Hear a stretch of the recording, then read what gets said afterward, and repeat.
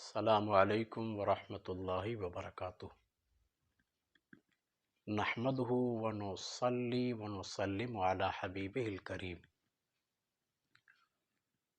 کل ہم نے ایک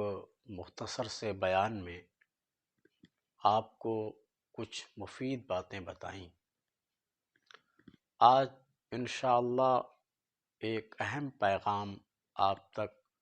پہنچانے کی کوشش کروں گا۔ ایک حدیث پاک ہے، اللہ کے نبی صلی اللہ تعالی علیہ وسلم نے ارشاد فرمایا، قل من قطعک فاعف عمن ظلمک واحسن الی من اساء الیک۔ اس حدیث پاک کا معنی یہ ہے، صل من قطعک، جو تم سے رشتہ توڑے اس سے رشتہ جوڑو، واعف عمن ظلمک، جو تم پر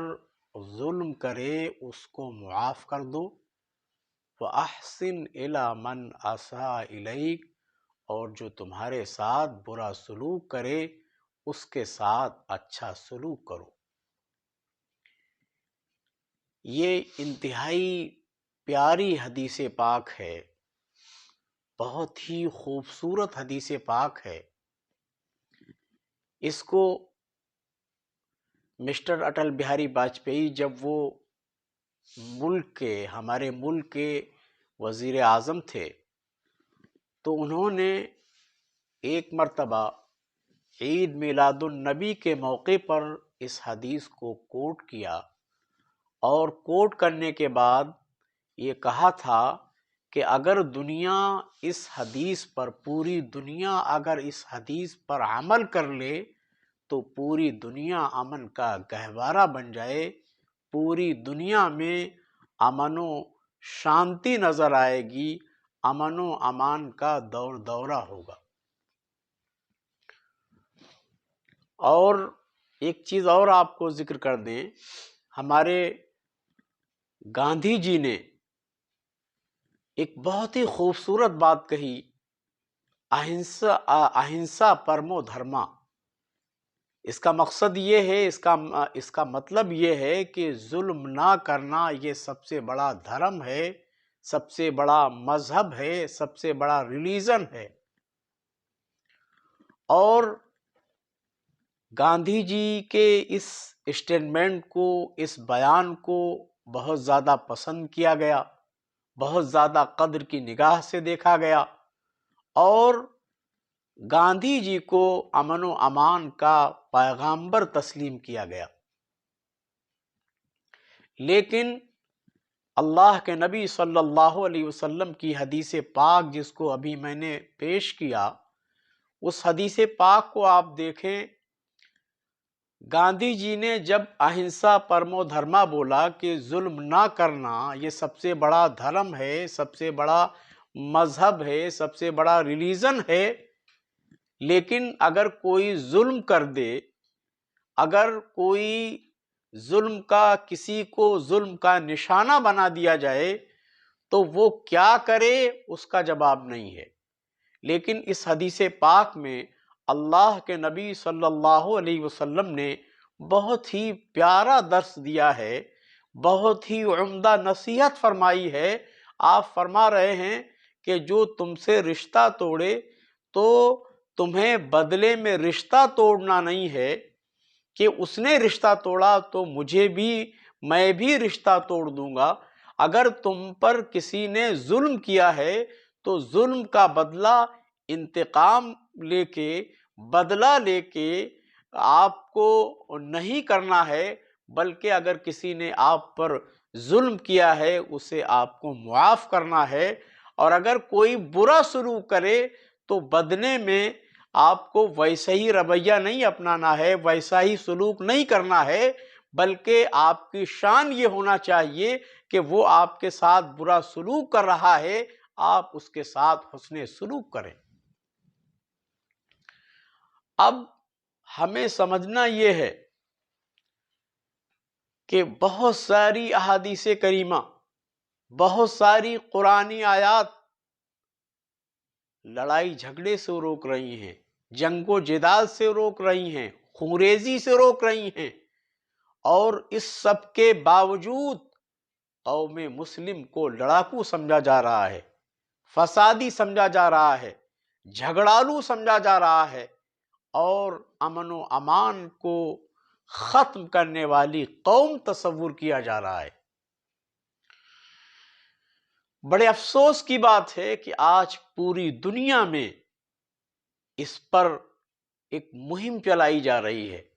مسلمانوں، کبھی آپ نے غور کیا کہ آخر ہم اتنے خوبصورت مذہب کے ماننے والے ہیں، ایسے پاکیزہ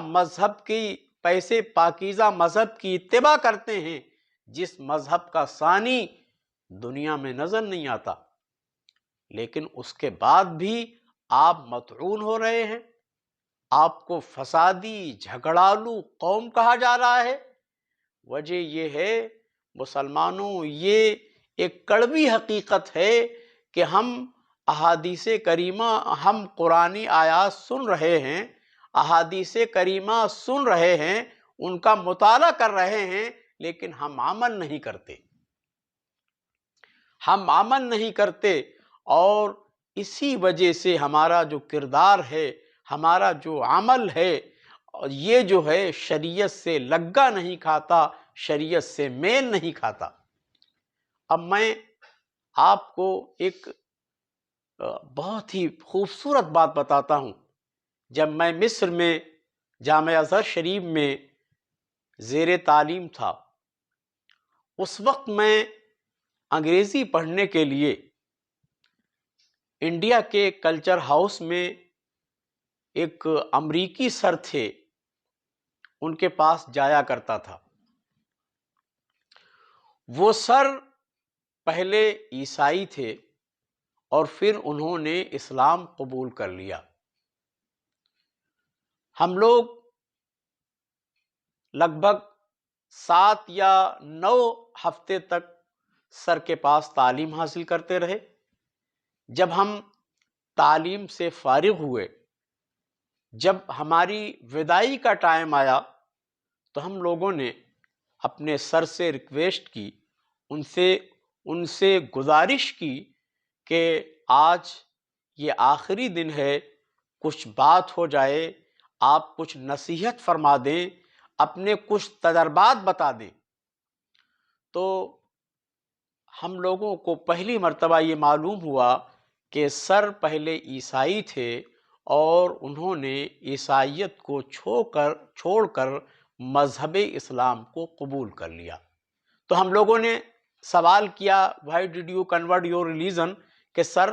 آپ نے جو ہے آپ اپنا مذہب کیوں چھوڑا،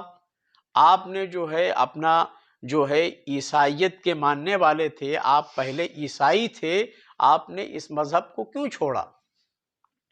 تو سر نے جو بات بتائی اس کا میں آپ کو نچوڑ پیش کر رہا ہوں۔ سر نے یہ بتایا تھا کہ میں نے، ہمارے ایک دوست تھے، ان دوست کے ذریعے سے جب میں نے اسلام کو پڑھا، اسلام کا مطالعہ کیا، اسلام کے بارے میں جانکاری حاصل کی، تو میں اس نتیجے پہ پہنچا کہ دنیا کا سب سے پاکیزہ اور سب سے ستھرا، سب سے بہتر مذہب اگر کوئی ہے وہ مذہب اسلام ہے۔ اور جب ہم لوگوں نے سر سے یہ عرض کیا کہ آپ نصیحت فرما دیں، تو سر نے ایک انتہائی خوبصورت جملہ کہا، اور یہی جو خوبصورت جملہ ہے، یہی ہمارا پیغام ہے، یہی آج کے اس بیان کا مقصد ہے، اس کا خلاصہ ہے، نچوڑ ہے۔ ہمارے سر نے ایک جملہ فرمایا تھا، "It is enough for you to be an ideal Muslim"۔ ہمارے سر نے، ہمارے استاد نے جو فرمایا تھا، اس کا مقصد یہ تھا کہ اتنا تمہارے لیے کافی ہے کہ تم ایک نمونے کے مسلمان بن جاؤ، یعنی تم ایک سچے مسلمان بن جاؤ۔ اور اگر اس جملے کو ہم پھیلانا چاہیں، اس جملے کو اگر ہم بڑھانا چاہیں، تو ہم یہ کہہ سکتے ہیں کہ "It is enough for you to be an ideal Muslim تمہارے لیے اتنا کافی ہے کہ تم ایک نمونے کے مسلمان بن جاؤ، سچے مسلمان بن جاؤ۔ اب اس کا مقصد یہ ہے you have no need to chat about Islam, you have no need to you have no need to tell anything about Islam, you have no need to talk about Islam, you have no need to explain the ideology of Islam. It is enough for you to be an ideal Muslim. یعنی تمہیں اسلام کے بارے میں بات کرنے کی ضرورت نہیں ہے، تمہیں اسلام کے بارے میں اس کا جو اسلام کی جو آئیڈیالوجی ہے اس کو واضح کرنے کی ضرورت نہیں ہے، تمہیں اسلام کے بارے میں کچھ کہنے سننے کی ضرورت نہیں ہے، بلکہ it is enough for you to be an ideal Muslim, اتنا تمہارے لیے کافی ہے کہ تم سچے مسلمان بن جاؤ، صحیح معنی میں مسلمان بن جاؤ۔ اس لیے کہ جب تم صحیح معنی میں اور حقیقی معنی میں مسلمان بن جاؤ گے تو دنیا تمہارے کردار کو دیکھ کے، عمل کو دیکھ کے، سیرت کو دیکھ کر، تمہارے اٹھنے بیٹھنے کو دیکھ کر، تمہارے چلنے پھرنے کو دیکھ کر تمہاری طرف مائل ہوگی اور اسلام کو قبول کرے گی۔ مسلمانوں، بہت ہی افسوس کی بات ہے، عمل کی ہمیشہ ضرورت تھی، لیکن آج اور شدت اس بات میں آج عمل کی اور زیادہ ضرورت ہے، اس لیے کہ ہم صرف قرآنی آیات سن رہے ہیں، احادیث کریمہ کا مطالعہ کر رہے ہیں، ہم عمل نہیں کرتے ہیں۔ ہمارے عمل کو دیکھ کر، ہماری حرکات و سکنات کو دیکھ کر دنیا ہمیں جو ہے جھگڑالو کہہ رہی ہے، دنیا ہمیں فسادی کہہ رہی ہے، دنیا ہمیں چور کہہ رہی ہے، دنیا ہمیں سب و شتم کا نشانہ بنا رہی ہے۔ مسلمانوں، اسلام کی جو تعلیمات ہیں، ابھی جو میں نے ایک حدیث پاک عرض کی تھی، اس پر اگر آپ سختی سے عمل کر لیں، اگر صرف اس حدیث پاک پر آپ عمل کر لیں،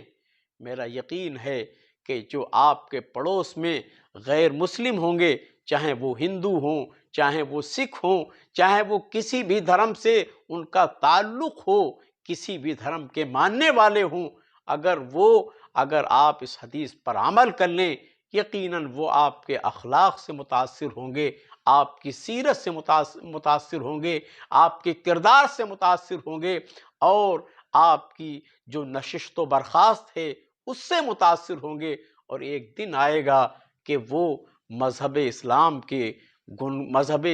کی تعریف کرتے نظر آئیں گے۔ مسلمانوں، عمل کی ضرورت ہے، عمل سے زندگی بنتی ہے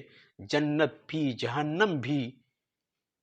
عمل سے زندگی بنتی ہے جنت بھی جہنم بھی، یہ خاکی اپنی فطرت سے نہ نوری ہے نہ ناری ہے۔ مسلمانوں، میری گزارش ہے،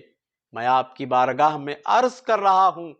کہ آپ اس ویڈیو کو سنیں اور سننے کے بعد عمل کے لیے کمر بستہ ہو جائیں، عمل کے لیے تیار ہو جائیں۔ میرا یقین ہے جس دن ہم میدان عمل میں کود جائیں گے، انشاءاللہ ہماری سیرت سے، ہمارے کردار سے اور ہمارے